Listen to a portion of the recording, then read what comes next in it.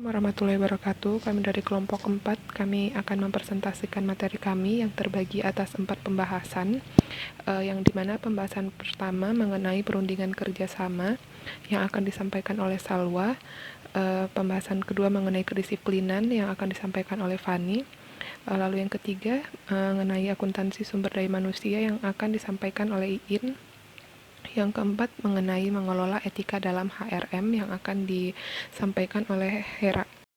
Langsung saja kita ke pembahasan yang pertama atau unit pertama yang akan dibahas, yaitu unit ke-13 mengenai perundingan kerjasama, atau dalam bahasa lain yaitu proses negosiasi atau tawar-menawar. Bahasan pertama yaitu mengenai definisi dari perundingan kerjasama. Perundingan kerjasama adalah suatu proses di mana tenaga kerja dan manajemen yang terorganisasi menegosiasikan syarat dan ketentuan kondisi kerja. Hal ini bertujuan untuk mencapai kesepakatan yang mengatur kondisi kerja di dalam perusahaan. Adapun pembahasan dalam perundingan kerjasama biasanya mengenai permasalahan tingkat upah atau pembayaran untuk karyawan, di mana hal ini harus ditetapkan atas dasar kesepakatan bersama. Selanjutnya ada jam kerja dan kondisi lingkungan kerja. Hal ini juga berkaitan dengan kapasitas dan kesiapan antara karyawan dan perusahaan itu sendiri.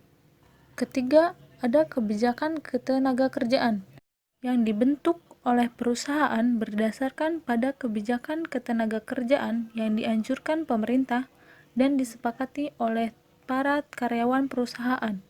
Yang terakhir, ada penyelesaian produktivitas kinerja perusahaan dan karyawan.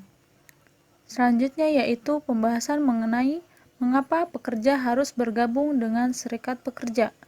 Penting untuk memahami alasan mengapa pekerja harus bergabung dengan serikat pekerja untuk memahami pentingnya perundingan bersama, di mana alasan pertama yaitu ketidakpuasan dengan lingkungan kerja, termasuk kondisi kerja, kompensasi, dan pengawasan.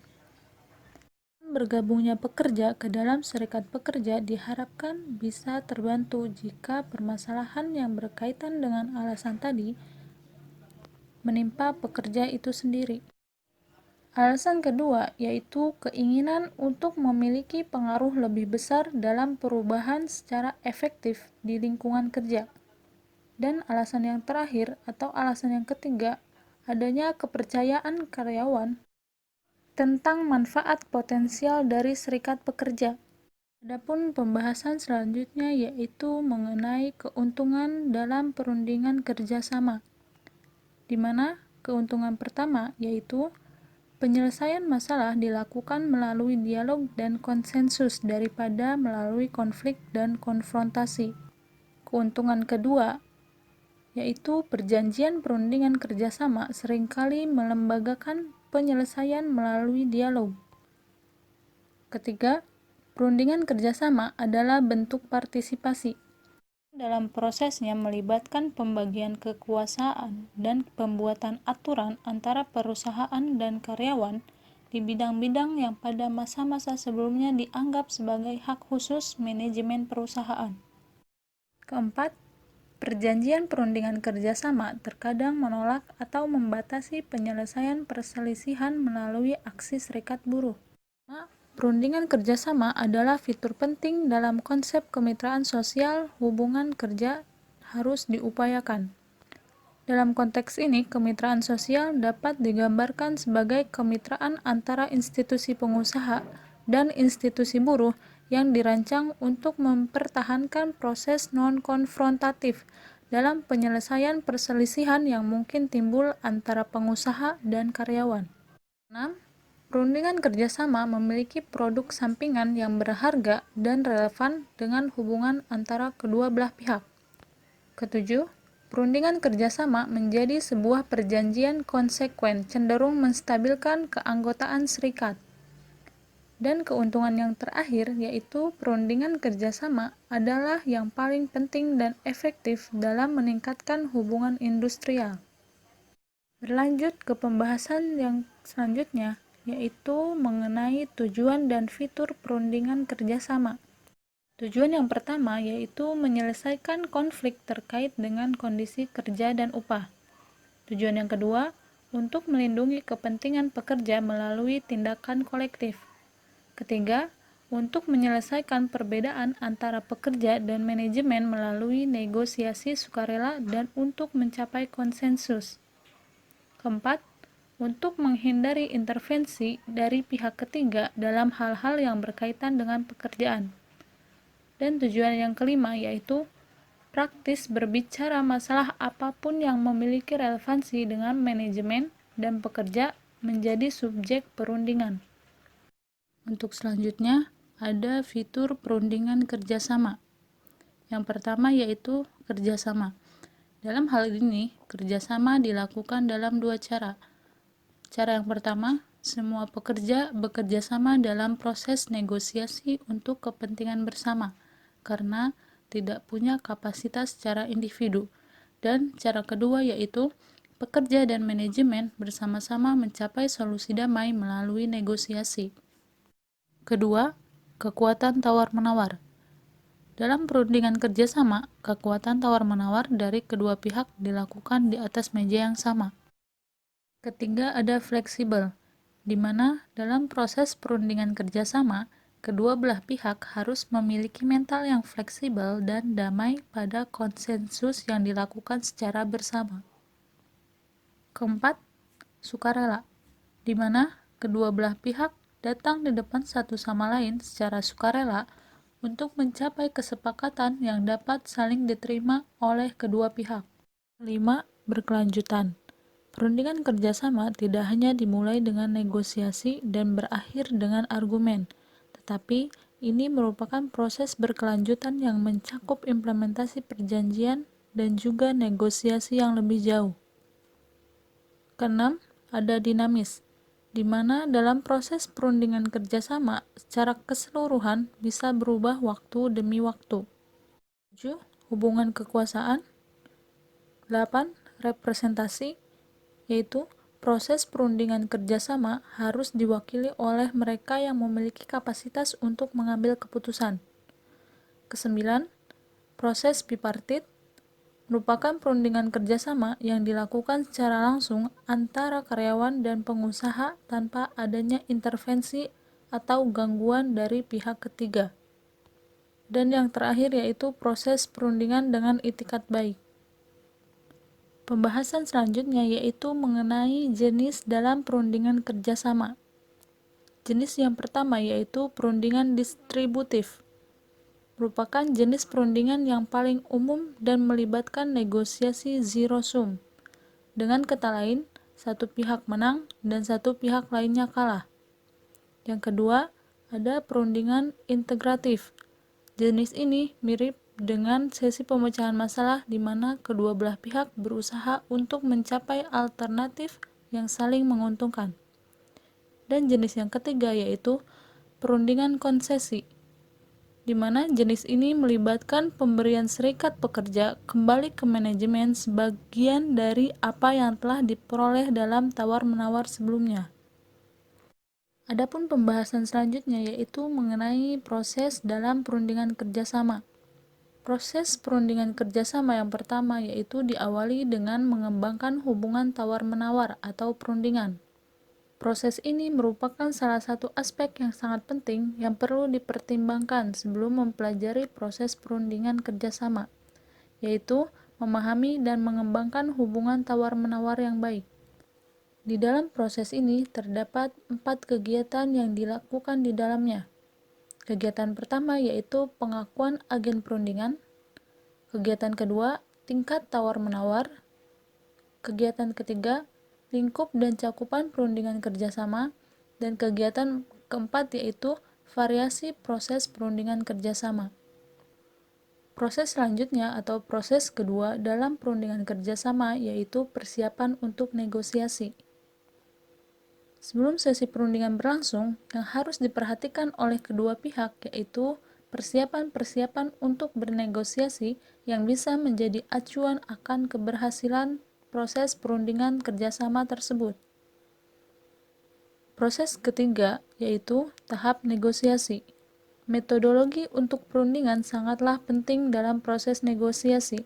Hal ini dapat membantu negosiator dalam mengembangkan kualitas personal dan manajerial dari kesiapan, pengetahuan, kemampuan, sensitivitas, ketenangan, dan kesabaran. Sebagai metodologi perundingan, diinginkan untuk mendaftar semua item perundingan, baik yang diperkenalkan oleh pengusaha atau karyawan yang akan dipertimbangkan para pihak selama perundingan negosiasi berlangsung. Selanjutnya ada proses keempat atau proses terakhir yaitu perjanjian kerjasama. Dalam proses ini terdapat 3 bagian atau 3 klasifikasi. Yang pertama yaitu perjanjian prosedur, kedua perjanjian substansif, dan yang ketiga yaitu perjanjian prosedural. Selanjutnya yaitu materi mengenai disiplin. Yang pertama di sini ada definisi disiplin. Disiplin berarti mendapatkan kepatuhan pada peraturan dan ketentuan organisasi. Disiplin mutlak penting untuk kelancaran bisnis. Nah, dengan demikian, kedisiplinan dapat dianggap sebagai kekuatan yang mengharuskan para anggota untuk mengikuti aturan tersebut. Dengan singkatnya, disiplin adalah kontrol diri para anggotanya. Selanjutnya yaitu aspek disiplin. Terbagi menjadi dua, aspek negatif dan aspek positif. Aspek negatif, aspek ini menggunakan ketakutan sebagai kekuatan untuk menegakkan disiplin dalam suatu organisasi. Maka jika ada karyawan atau pekerja yang menentang peraturan tersebut, akan dikenakan sanksi yang tegas. Sedangkan aspek positif, pendekatan pengendalian diri ini menegaskan upaya kerjasama karyawan untuk mematuhi aturan organisasi dengan kesadaran yang semakin meningkat di antara para pekerja atau para anggota mengenai hak dan tanggung jawab mereka dalam suatu pekerjaan. Selanjutnya yaitu maksud dan tujuan disiplin. Yang pertama, maksud dan tujuan disiplin yaitu untuk pencapaian tujuan suatu organisasi. Yang kedua, maksud dan tujuan disiplin yaitu untuk memperkenalkan komponen keseragaman antar para anggota dan atasan. Yang ketiga, yaitu maksud dan tujuan disiplin untuk meningkatkan kualitas suatu organisasi. Yang keempat, yaitu maksud dan tujuan disiplin untuk menghasilkan rasa hormat antara para pekerja dan para atasannya. Selanjutnya di sini ada pentingnya disiplin. Mengapa? Karena disiplin bertindak sebagai landasan untuk kelancaran fungsi perusahaan manapun. Pemeliharaan disiplin juga menjadi prasyarat untuk mencapai maksud dan tujuan suatu organisasi dengan cepat. Selanjutnya, yaitu prinsip-prinsip disiplin. Yang pertama di sini ada tujuan utama disiplin industri harus dituangkan dengan jelas sehingga mudah dimengerti oleh para karyawan. Yang kedua, kode etik harus dimingkai dengan konsultasi dan kolaborasi para pekerja atau mereka perwakilannya. Yang ketiga, kode etik harus dikomunikasikan kepada semua yang terkait dalam suatu organisasi tersebut. Yang keempat, yaitu aturan dan regulasi tentang disiplin harus dipahami oleh semua yang ada dalam organisasi tersebut. Yang kelima, pendekatan kebijakan disiplin harus bersifat preventif, yaitu penekanan diberikan pada pencegahan pelanggaran disiplin.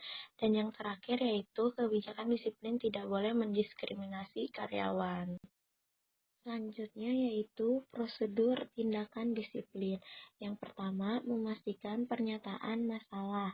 Yang kedua, mencari fakta mendasar sehingga tidak terjadinya kesalahpahaman. Yang ketiga, memutuskan jenis hukuman apa yang cocok atas pelanggarannya. Yang keempat, yaitu penerapan penalti atau penerapan jenis hukumannya. Yang kelima, yaitu tindak lanjut atas tindakan disiplin. Apakah akan mendapatkan kelonggaran atau sanksi yang tegas. Selanjutnya mengenai akuntansi sumber daya manusia. Yang pertama, sumber daya manusia merupakan bidang penelitian yang erat kaitannya dengan bidang ekonomi. Tanpa sumber daya manusia, maka sumber daya lainnya tidak dapat berjalan secara efektif. Sehingga dapat dikatakan sumber daya manusia telah memobilisasi semua sumber daya yang ada dalam sebuah organisasi ataupun perusahaan. Yang kedua, mengenai pertumbuhan dan pengembangan sumber daya manusia. Eric Flamholtz membagi 5 tahapan mengenai pembagian akuntansi sumber daya manusia. Tahapan pertama pada tahun 1960 sampai 1966. Tahapan ini melambangkan awal akuntansi sumber daya manusia yang masih berbentuk konsep dan definisi yang berasal dari studi ekonomi. Tahapan kedua pada tahun 1966 sampai 1971. Tahapan ini bertujuan untuk menilai beberapa model, termasuk kedua model biaya dan nilai moneter dan non-moneter sumber daya manusia. Tahapan ketiga pada tahun 1971 sampai 1976. Tahapan ini terfokus pada penerapan akuntansi sumber daya manusia di organisasi bisnis secara langsung. Tahapan ketiga pada tahun 1976 sampai 1980. Periode ini menandakan runtuhnya konsep akuntansi sumber daya manusia karena organisasi tidak dapat menginvestasikan waktu dan dana untuk penelitian. Tahapan kelima pada tahun 1980 sampai seterusnya. Banyaknya jasa di negara-negara maju membawa tantangan pembaruan minat dalam penerapan sumber daya manusia untuk manajemen bisnis. Yang ketiga mengenai konsep akuntansi sumber daya manusia. Profesor Davidson mendefinisikan akuntansi sumber daya manusia adalah istilah yang digunakan untuk menggambarkan berbagai bentuk laporan mengenai karyawan untuk mengetahui kemampuan karyawan dalam proses kinerjanya sebagai aset perusahaan. Yang kedua, Flamholtz mendefinisikan akuntansi sumber daya manusia sebagai pengukur dan pelaporan biaya dan nilai orang dalam sumber daya manusia di dalam organisasi. Yang ketiga, Cavoli mendefinisikan akuntansi sumber daya manusia adalah pengukur biaya dan nilai orang dalam sebuah organisasi. Keempat, mengenai kebutuhan dan pentingnya akuntansi sumber daya manusia. Sumber daya manusia dapat disimpulkan melalui poin-poin utama sebagai berikut. Yang pertama, akuntansi sumber daya manusia membantu manajemen dalam memperoleh penempatan dalam membuat pemanfaatan sumber daya manusia yang lebih efektif. Yang kedua, mempertahankan karyawan yang masih memenuhi syarat di dalam sebuah organisasi ataupun perusahaan. Yang ketiga, membantu dalam menentukan promosi, transisi, dan melatih keterampilan sumber daya manusia. Yang keempat, akuntansi sumber daya manusia meningkatkan profil dan citra perusahaan. Kelima, mengenai tujuan utama akuntansi sumber daya manusia. Yang pertama, meningkatkan MGT melalui investasi sumber daya manusia. Yang kedua, manusia dijadikan sebagai aset perusahaan. Yang ketiga, menarik dan mempertahankan karyawan yang masih memenuhi syarat. Yang keempat, meningkatkan profil keuangan perusahaan. Yang keenam, mengenai model penilaian sumber daya manusia. Model penilaian sumber daya manusia ini terbagi atas dua. Yang pertama, model moneter dan model non-moneter. Model moneter ini terbagi atas dua, yaitu model berbasis biaya dan model berbasis nilai. Model berbasis biaya ini terbagi atas 4. Yang pertama, model biaya historis. Yang kedua, model biaya pengganti. Yang ketiga, model biaya peluang dan model biaya standar. Di model berbasis nilai ada model nilai pendapatan masa depan. Yang kedua, model penilaian reward stochastic Flamholtz. Yang ketiga, model penilaian sumber daya manusia Dr. S.K. Chakraborty. Di model non-moneter ada model variabel kausal, intervening, dan hasil akhir. Dan model berbasis statistik. Di masing-masing model penilaian sumber daya manusia ini terdapat kelebihan dan kekurangan tergantung dari pemanfaatan dari organisasi yang akan menggunakannya dalam laporan akuntansi sumber daya manusia. Yang ketujuh, mengenai masalah dalam laporan HRA. Yang pertama, sumber daya manusia diajukan hanya sebagai pelengkap laporan tahunan perusahaan. Yang kedua, semua perusahaan wajib untuk melaporkan akuntansi sumber daya manusia dengan menggunakan model Evans-Hatchworth, walaupun masih banyak ditemukan kekurangan dalam model ini. Yang ketiga, pencocokan biaya yang tepat dengan pendapatan harus sesuai dengan manfaat yang diberikan karyawan untuk perusahaan. Keempat, kuantifikasi dan penetapan harga karyawan sehubungan dengan beban pekerjaan yang akan diberikan perusahaan untuk karyawan. Kesulitan ini sangat dipengaruhi oleh pengalaman kerja karyawan yang bersangkutan. Unit ke-16 tentang pengelolaan etika dalam HRM. Dari pembahasan ini, kita diharapkan untuk mengetahui sifat, kebutuhan, dan sumber etika bisnis. Yang kedua, memahami penting etika. Yang ketiga, pelanggaran etika dalam fungsi personel. Yang keempat, memahami bagaimana mengelola etika.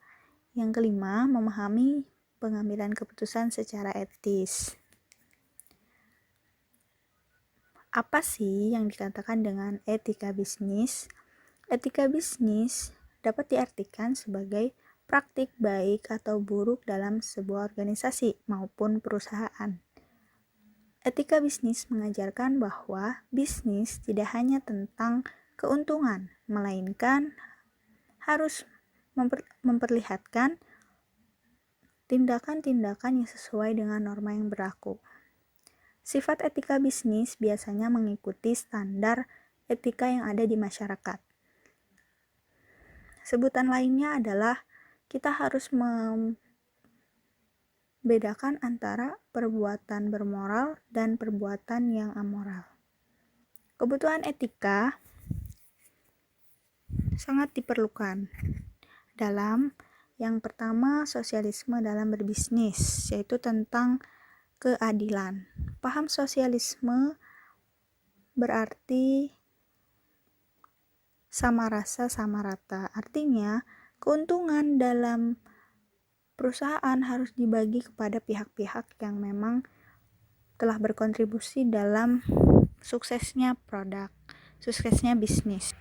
Yang kedua, etika dibutuhkan untuk menentukan minat industri.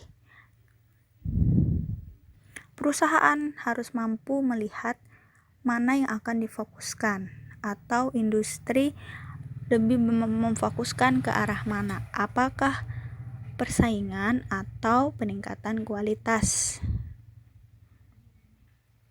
Yang ketiga, pasar pembeli. Etika bisnis juga mengajarkan bahwa perusahaan harus meningkatkan kualitas pelayanan terhadap konsumen. Yang keempat, hubungan baik dengan masyarakat. Tidak bisa dipungkiri bahwa masyarakat sangat dibutuhkan oleh pihak perusahaan karena masyarakat menjadi bagian dari konsumen perusahaan. Yang kelima, keuntungan bisnis dan masyarakat. Perusahaan tidak hanya menjalankan bisnis untuk memperkaya perusahaan, tetapi juga harus memberi dampak yang baik kepada masyarakat. Sumber etika berasal dari 3. Yang pertama berasal dari agama, yang kedua berasal dari budaya, yang ketiga berasal dari norma dan hukum yang berlaku.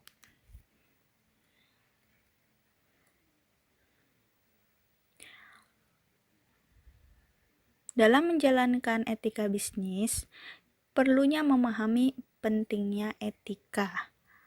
Yang pertama, memaksimalkan keuntungan, karena etika bukan membicarakan tentang material, melainkan tentang kualitas pelayanan yang bisa diberikan oleh perusahaan kepada pelanggan atau konsumen. Percayaan terhadap kualitas produk merupakan keuntungan juga bagi perusahaan. Yang kedua, etika sangat penting dalam pemanfaatan sumber daya yang efisien. Berbisnis dengan memperhatikan etika mampu menjadi gerbang yang lebih baik bagi para junior dalam melaksanakan tugasnya. Yang ketiga, menciptakan niat baik di pasar. Pasar merupakan tempatnya orang berbisnis, di mana di sanalah ada pelanggan, ada investor, dan orang-orang yang sangat diperlukan dalam bisnis. Niat baik pasar yang dimaksud adalah kepercayaan para investor untuk bisa menyimpan modal di perusahaan kita sehingga perusahaan kita dapat terus berjalan. Etika bisnis tentu tidaklah mudah untuk dijalankan dalam sebuah perusahaan. Jadi, ada saja perbedaan yang terjadi, seperti dalam etika tatap muka. Interaksi pribadi yang terjalin antara pihak perusahaan dengan perwakilan pembeli mungkin akan dipandang sebagai satu hal yang biasa atau lumrah terjadi dalam bisnis, tetapi bisa juga menimbulkan pendapat bahwa hal tersebut merupakan penyimpangan terhadap pedoman moral. Yang kedua, etika kebijakan perusahaan. Beban etis pada setiap kebijakan harus ditanggung oleh manajer. Maka, manajer betul-betul harus memperhatikan setiap kebijakan yang diambil pada area fungsional. Beban etis yang harus dipegang oleh bidang-bidang atau departemen dalam perusahaan. Contohnya, masalah kejujuran, keakurasian tugas, juga kesopanan tingkah laku yang harus dimiliki oleh semua bidang yang ada di perusahaan. Lalu, bagaimana cara mengelola etika bisnis? Manajemen yang baik sama dengan praktik bisnis yang sehat. Bisnis yang sehat adalah moral karyawan dinaikkan, kinerja ditingkatkan, dan citra perusahaan juga ditingkatkan. Caranya, yang pertama, memahami manfaat etika. Yang kedua, fokus pada perilaku etis atau perilaku yang baik. Nilai-nilai etis yang bisa menghasilkan kebaikan untuk perusahaan harus dibiasakan melalui tindakan yang ditujukan dan bisa diamati oleh manajer. Yang ketiga, mengembangkan kode etik. Pengembangan kode etik bisa dilakukan dengan pengadaan pelatihan kode etik agar bisa meningkatkan kesadaran para staf maupun karyawan dalam mempraktikkan kode etik dalam bisnis. Yang keempat, promosikan proses. Proses yang dimaksud adalah penerapan kode etik tidak mungkin terjadi apabila setiap orang yang ada di perusahaan tidak mengetahui apa tujuannya. Maka untuk mencapai tujuan tersebut, proses harus dijalankan secara bersama dengan cara melibatkan semua pihak dalam pembuatan rencana, pelaksanaan tindakan, dan menentukan hasil akhir dari penerapan etis. Yang kelima, sematkan etika dalam manajemen yang lain. Penerapan etika tidak hanya pada skup tertentu saja atau pada satu bidang saja, melainkan semua divisi dan departemen yang ada wajib untuk menerapkan etika dalam bekerja. Yang keenam, peragakan perilaku etis, yaitu pembiasaan dalam bekerja dengan menciptakan nilai-nilai etis baik di dalam perusahaan maupun di luar perusahaan. Yang ketujuh, alokasikan peran dan tanggung jawab. Peran dan tanggung jawab ini membantu perusahaan untuk mengamati sejauh mana etika bisnis ini dilakukan oleh para anggota perusahaan. Yang kedelapan, identifikasi tolak ukur industri. Tolak ukur industri yang dimaksud adalah seberapa berhasil etika bisnis ini untuk menaikkan citra perusahaan maupun menaikkan produk yang dimiliki oleh perusahaan. Sehingga etika bisnis ini dapat terlihat apakah berhasil untuk mengembangkan bisnis dalam perusahaan atau tidak.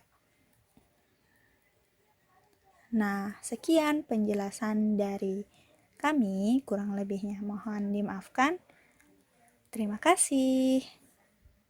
Wassalamualaikum warahmatullahi wabarakatuh.